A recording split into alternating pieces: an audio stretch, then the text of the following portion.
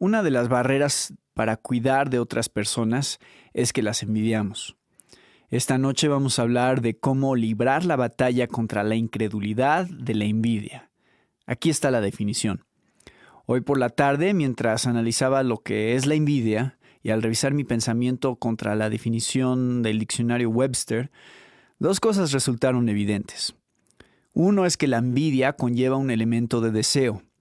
Alguien ha experimentado una ventaja o beneficio en la vida y tú lo quieres para ti. Eso no necesariamente te convierte en envidioso porque esa clase de deseo está bien cuando su deseo es imitar a quienes viven en santidad. Y el otro elemento es el que hace que la envidia sea mala. Es cuando el deseo está marcado por el resentimiento de que las cosas salgan bien para otros, pero no para ti. Eso lo convierte en envidia. Así que en breve, la envidia es una mezcla de deseo de algo con resentimiento hacia otra persona que lo disfruta, pero que tú no lo tienes. Las cosas no van muy bien contigo, pero las cosas van bien para otros y eso es lo que te come adentro a veces. ¿Por qué le va tan bien a aquella persona cuando a mí no me va igual de bien? Lo siguiente que hice esta tarde fue tratar de encontrar ejemplos reales. Traté de encontrar ejemplos de envidia dentro de mi propia vida, en mi imaginación y en las vidas de otras personas. ¿Cuáles son algunas ilustraciones de la envidia? Veamos si tú podrías encontrarte en estos escenarios. Pensé en el señor Dukakis y en el señor Bush y pensé que esta podría ser una oportunidad de envidia. Si un hombre dedica un año de su vida, muchísimo dinero y muchísimo esfuerzo para convertirse en el siguiente presidente, pero pierde la carrera, aun cuando piensa que es el candidato idóneo, tiene mejores políticas y tiene un mejor compañero de fórmula, pienso que fácilmente podría quitarle el sueño y corroerle por dentro que las cosas no hayan salido como esperaba. Podría sentir que dedicó muchísimo tiempo y energías que no lo llevaron a ninguna parte. ¿Y si tu amigo o amiga se casa y tú no? Quizá tú has conocido a este amigo o amiga desde hace mucho tiempo y esta persona se está casando y tú no. Tú podrías resentirte un poco de que esto le esté sucediendo a él o a ella y a ti todavía no. O digamos que uno de tus hijos sufre de una enfermedad crónica mientras que las demás familias a tu alrededor siempre se ven saludables. Podrías pensar, mi hijo siempre está enfermo. Mi hijo se encuentra enfermo semana tras semana y sufre de problemas extraordinarios, pero esas otras familias, que no son mejores que nosotros, siempre se encuentran bien. ¿Y si tú solo eres suplente en el equipo de la escuela secundaria? Todo lo que haces es calentar la banca mientras que el muchacho titular, aunque sea un sabelotodo, está siempre en los juegos. O supongamos que tienes un amigo que juega a la lotería. Es un sinvergüenza, pero gana $1 millón. Tú podrías pensar que mereces ese dinero más que tu amigo. O eres un pastor y observas el crecimiento de otras iglesias, mientras que la tuya fluctúa entre permanecer igual o crecer un mínimo. Tú piensas que esto no debería ser así. O quizás tú piensas que otros son más atractivos o atractivas o que están más a la moda que tú. Dios te dio tus características personales, pero qué fácil es caminar por la vida, ver a otros que son más atractivos o atractivas y sentir envidia de ellos. Hay tantas oportunidades para la envidia. Es una amenaza universal para nuestro gozo y nuestro cuidado por los demás. Entonces, ahora quiero analizar un texto donde la envidia está prohibida en las Escrituras, ver las consecuencias de caer en ella y luego hablaremos de cómo combatirla. Y considerando nuestro tiempo, solamente vamos a asumir solo esas dos primeras. En principio, yo asumo que ustedes están de acuerdo conmigo en lo que dice la Biblia. No seas envidioso. ¿Podríamos comenzar solo con eso? Aquí tengo 4 textos.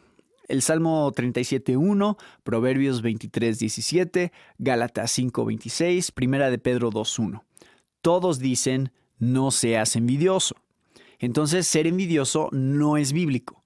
Ceder a la envidia va contra la voluntad de Dios. Y luego podríamos hablar acerca de las advertencias. Examinemos aquí un pasaje. Gálatas 5:21 es el pasaje que habla de los deseos de la carne y de los frutos del Espíritu, y uno de los deseos de la carne es la envidia. Gálatas 5:19 dice, ahora bien, las obras de la carne son evidentes, las cuales son inmoralidad, impureza, sensualidad, idolatría, hechicería, enemistades, pleitos, celos, lo cual a propósito, creo que es una subespecie de la envidia. Traté de pensar, ¿debería predicar sobre los celos? Esto lo pensaba en agosto pasado. Y mientras lo pensaba y pensaba, llegué a la conclusión de que los celos son una especie de envidia. Lo que quiero decir es que los celos son una especie de envidia dirigida hacia otra persona, quien recibe afecto que tú crees que deberías tener. Tú sientes celos de otra persona cuando ésta recibe afecto de alguien que, según tú, debería de dar su afecto a ti. Ahora bien, los celos podrían ser saludables. Dios siente celos del amor que debería brindársele a él. Y un esposo o esposa debería tener derecho a sentir celos en una mala relación que ve desarrollarse entre su cónyuge y otra persona. Pero también están los celos enfermizos. La razón por la cual no nos enfocamos en los celos es porque yo creo lo que diré acerca de la envidia también aplica a los celos, porque estos son una subcategoría de la envidia. Enojos, rivalidades, disensiones, sectarismos, envidias. Ese es el inicio del versículo 21. Borracheras, orgías y cosas semejantes contra las cuales os advierto, como ya os lo he dicho antes, que los que practican tales cosas no heredarán el reino de Dios. Entonces, aquí está la advertencia. Esto es un asunto muy serio. Todo lo que estoy predicando en estos sermones del otoño son cosas muy serias. En otras palabras, si tú das rienda a este estado de incredulidad, de la envidia, esta podría tomar tu vida y causar un naufragio en tu fe y como resultado te verá perdido. Muy bien, hemos visto lo que es. Hemos visto que la Biblia la condena y hemos visto que hay consecuencias negativas si tú te dejas llevar por ella indefinidamente. Ahora hablemos sobre cómo luchar contra ella. Esta es la parte más seria y el Salmo 37 es donde comenzaremos. Este es un gran salmo para hablar de cómo luchar contra la envidia porque comienza con el punto principal de no tengas envidia. Luego, en los primeros 11 versículos, puedo contar que hay 6 razones sólidas de por qué no ser envidioso. Lo que estoy tratando de hacer esta noche es darte un ejemplo de cómo librar una batalla de fe dentro de tu devoción. Cuando te despiertas por la mañana y sientes por dentro envidia hacia alguien en el trabajo, un miembro de la familia o alguien más, y dices, esto no debe suceder, ¿qué puedo hacer al respecto? Aquí está lo que puedes hacer. Saca tu Biblia, arrodíllate en oración y comienza a leer. Busca las promesas bíblicas que matan la envidia. Pero para hacerlo deberás reflexionar antes que nada que la envidia es una forma de incredulidad. Veamos entonces el Salmo 37. No te irrites a causa de los malhechores, no tengas envidia de los que practican la iniquidad. Ahí está. La afirmación básica, no tengas envidia de los que practican la iniquidad, no te irrites a causa de ellos, porque como la hierba pronto se secarán y se marchitarán como la hierba verde. Y luego yo creo que el versículo 3 nos dice lo que debemos hacer en su lugar. Eso es lo opuesto a la envidia. Confía en el Señor y haz el bien. Y luego en la frase siguiente hay un mandato o una promesa. Yo pienso que se trata de ambos. La versión revisada dice, habita en la tierra y cultiva la fidelidad. Podría ser, disfruta la seguridad, pero literalmente dice, cultiva la fidelidad. De cualquier manera, yo creo que se trata de la fidelidad de Dios y por lo tanto la idea de la seguridad es correcta y buena. Pon tu delicia en el Señor y Él te dará las peticiones de tu corazón. Encomienda al Señor tu camino, confía en Él, que Él actuará. Observa que esas cosas positivas son lo que tú deberías poner en tus emociones en lugar de la envidia. Confianza, el versículo 3, deleite, versículo 4, encomendarse, versículo 5, y confianza de nuevo en la segunda mitad del versículo 5. Entonces, la razón por la que escogí el Salmo 37 esta noche es porque nos enseña que la envidia es una incredulidad o tiene sus raíces en la incredulidad.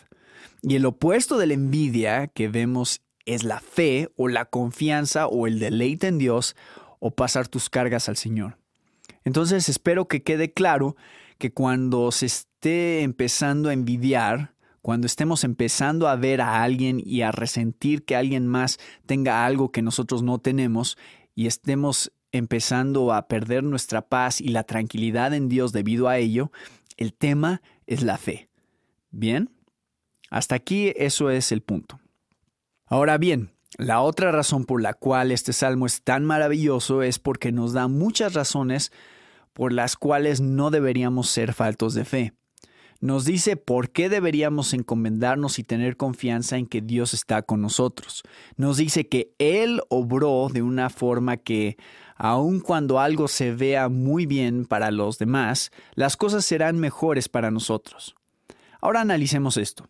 Escribí 6 razones que veo en este capítulo para no dejarnos atrapar por la incredulidad de la envidia. Primero, en el versículo 2 dice, porque como la hierba pronto se secarán y se marchitarán como la hierba verde.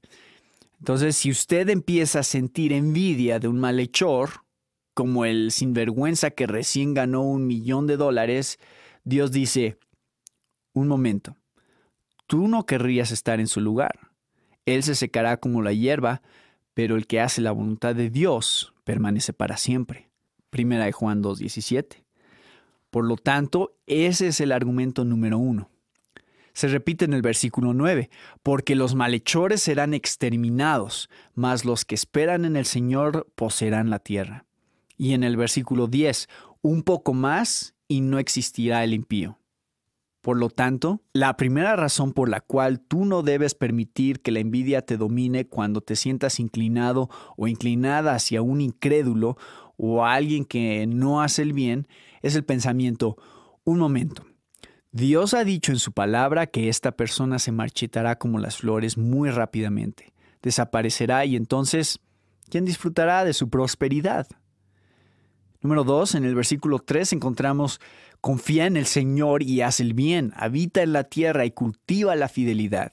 En otras palabras, esa es la recompensa que viene de confiar en Dios. Confía en Dios y haz el bien y pastarás en pastos verdes. Tus deseos serán cumplidos, lo cual nos lleva a lo siguiente, el punto número 3, que está en el versículo 4. Pon tu delicia en el Señor. Eso significa confía en el Señor y Él te dará las peticiones de tu corazón. Ahora, esa sí que es una promesa asombrosa porque la envidia usualmente surge cuando no tiene lo que el corazón desea. Ustedes verán a alguien que le pertenece a algo que ustedes desearían para sí y ese será el deseo que falta en su vida. Entonces, la mejor forma de luchar es ir a esta promesa y decir, ahora Señor, tú has hecho un pacto conmigo en el versículo 4. Tú dices que si yo pongo mi delicia en ti, me darás las peticiones de mi corazón. Entonces voy a poner mi delicia en ti. Ahora bien, eso es un paso principal. Confiar en Dios suficientemente de manera en que tú descanses en lo que Él es para ti. También puede tener un efecto profundo en la clase de deseos que tú deberías obtener para quedar satisfecho. Pero todos los deseos que tú tengas serán eventualmente satisfechos. Esa es la esencia de esas asombrosas promesas en Romanos 8:32. El que no escatimó ni a su propio Hijo, sino que lo entregó por todos nosotros, ¿cómo no nos dará juntamente con Él todas las cosas? O bien en 1 Corintios 3:21 al 23, todo es vuestro. Ya sea Pablo o Apolos o Cefas o el mundo o la vida o la muerte o lo presente o lo porvenir, todo es vuestro y vosotros de Cristo y Cristo de Dios. La Biblia hace promesas asombrosas a las personas cuyo deleite se encuentra en Dios y no en las cosas. Número 4 está en el versículo 5 y 6. Encomienda al Señor tu camino, confía en Él, que Él actuará, hará resplandecer tu justicia como la luz y tu derecho como el mediodía. Puedo recordar hace varios años cuando Steve y Susan Roy vivían frente a nuestra casa en la avenida Elliott. Steve recién había renunciado de InterVarsity. Estaba desempleado. No sabíamos si sería contratado por Bethlehem y se dedicaba a pintar durante los fines de semana. Y para Steve Roy, un teólogo 100%, dedicarse a pintar no era lo que quería en la vida. Un día, cuando cruzábamos la calle, dijo: realmente necesitamos un poco de ánimo. Puedo recordar estar de pie ahí en la banqueta. Dije: aquí tienes tu promesa para este día. Isaías 64:4. Desde la antigüedad no habían escuchado ni dado oídos, ni el ojo había visto a un Dios fuera de ti que obrara a favor del que esperaba en él. Y ellos comentaron muchas veces en los años siguientes que podían recordar también ese encuentro aquella tarde. Dios trabaja para aquellos que esperan en Él. Eso dice la palabra. Y esa palabra trabaja en hebreo se encuentra ahí en el versículo 5. Él actuará para ti, Él te reivindicará.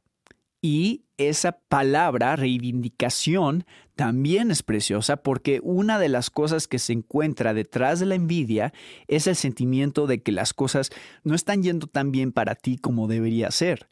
Estamos recibiendo un trato sin refinar, mientras que para alguien más, alguien que no lo merece, las cosas van mucho mejor. Lo que queremos es una reivindicación y eso es exactamente lo que nos ha sido prometido aquí. La reivindicación vendrá. Número 5, en los versículos 9 y 11, dicen: porque los malhechores serán exterminados, mas los que esperan en el Señor poseerán la tierra, y más los humildes poseerán la tierra. Ahora, si tú dices: muy bien, pero un momento, yo no soy judío y no espero ser heredero de Palestina. Ten cuidado.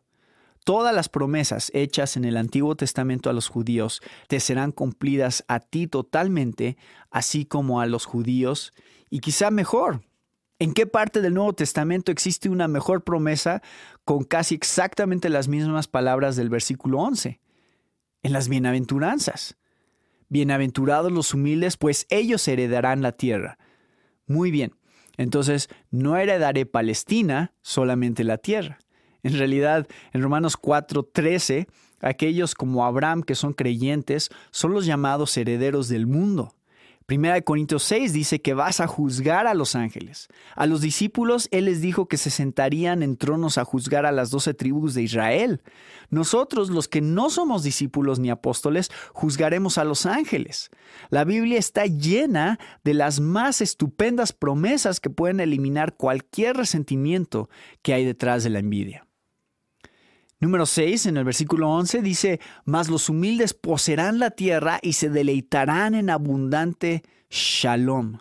Esta palabra se traduce como prosperidad, lo cual en nuestros días no parece actual. En hebreo esto se refiere al bienestar total que reciben aquellos que confían. Entonces, aquí hay un pequeño ejemplo de cómo librar la batalla por la mañana si la envidia comienza a surgir en tu corazón. Tú recibes un texto como este donde dice: no seas envidioso, y luego tú dices: Señor, si voy a superar esta envidia, necesito argumentos poderosos para saber por qué voy a descansar en ti.